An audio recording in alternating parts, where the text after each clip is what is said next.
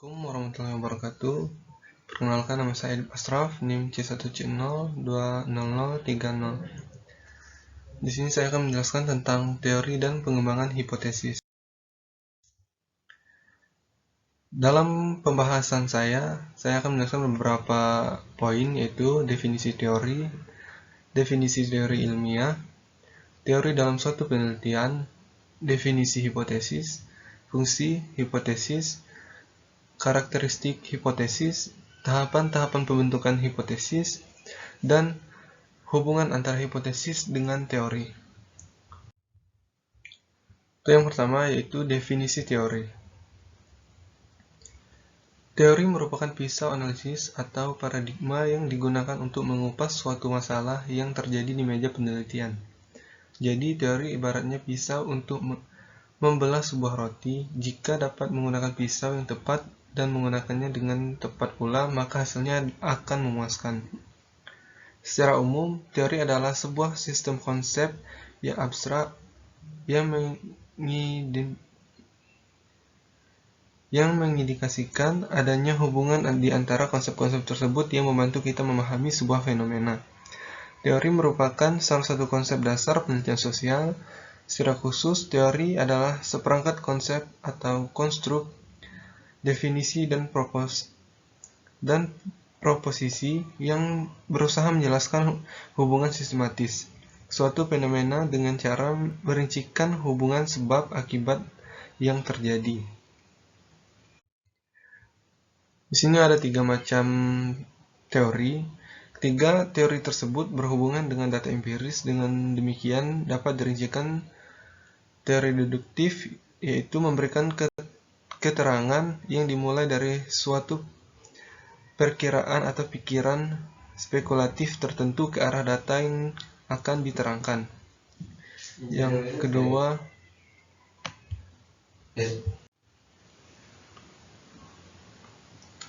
di sini ada 3 macam teori. Ketiga teori tersebut berhubungan dengan data empiris. Dengan demikian dapat dirincikan sebagai yang pertama, teori deduktif, yaitu memberikan keterangan yang dimulai dari suatu perkiraan atau pikiran spekulatif tertentu ke arah data yang akan diterangkan. Yang kedua, teori induktif, yaitu cara menerangkan dengan memulai dari data ke arah teori. Yang ketiga, teori fungsional. Di sini nampak suatu interaksi pengaruh antara data dan perkiraan teoritis, yaitu data mempengaruhi pembentukan teori dan pembentukan teori kembali mempengaruhi data.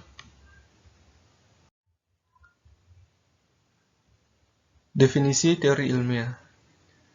Teori ilmiah adalah suatu himpunan pengertian, konstruk atau konsep yang saling berkaitan, batasan, serta posisi yang menjanjikan pandangan sistematis tentang gejala-gejala dengan jalan menetapkan hubungan yang ada di antara variabel-variabel, dan dengan tujuan untuk menjelaskan serta meramalkan gejala-gejala tersebut.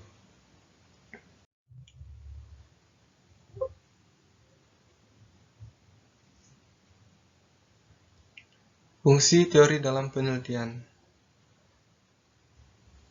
Ada 3 fungsi teori dalam penelitian, yaitu yang pertama, untuk menjelaskan. Maksudnya di sini untuk menjelaskan, yaitu yang digunakan untuk memperjelas dan mempertajam ruang lingkup atau konstruk variabel yang akan diteliti. Yang kedua, untuk meramalkan, yang digunakan untuk memprediksi, memandu, serta menemukan fakta untuk merumuskan hipotesis dan menyusun instrumen penelitian karena pada dasarnya hipotesis itu merupakan pernyataan yang bersifat prediktif. Yang ketiga, untuk pengendalian, yang digunakan membahas hasil penelitian sehingga selanjutnya dapat memberikan saran dan pemecahan masalah. Definisi hipotesis. Hipotesis atau hipotesa adalah jawaban sementara terhadap masalah yang masih bersifat praduga karena masih harus dibuktikan kebenarannya. Hipotesis ilmiah mencoba mengutarakan jawaban sementara terhadap masalah yang akan diteliti. Hipotesis berasal dari bahasa Yunani, yaitu hypo dan tesis. Hypo artinya di bawah dan tesis pendirian. Pendapat yang ditegakkan atau kepastian.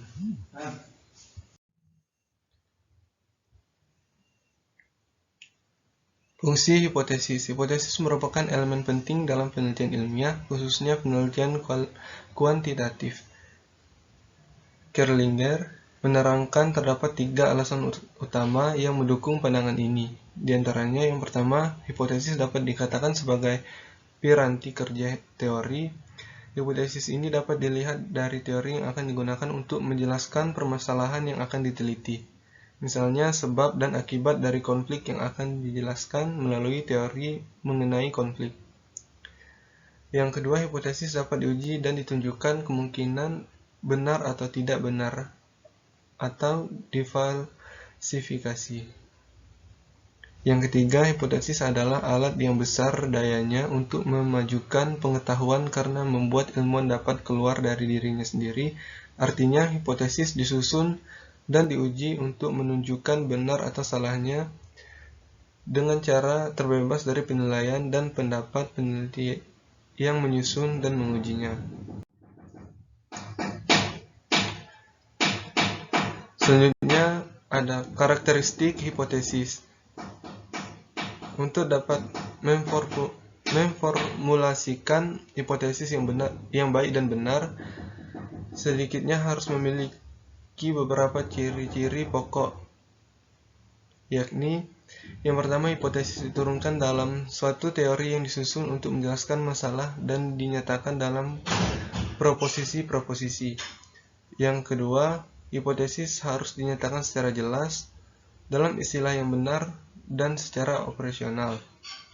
Yang ketiga, hipotesis menyatakan variasi nilai sehingga dapat diukur secara empiris dan memberikan gambaran mengenai fenomena yang diteliti.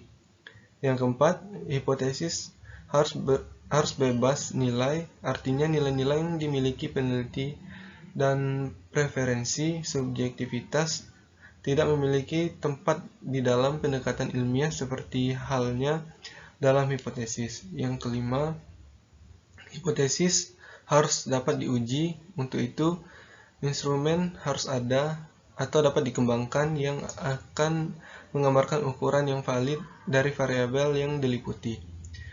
Yang keenam, hipotesis harus spesifik. Yang ketujuh, hipotesis harus menyatakan perbedaan atau hubungan antar variabel.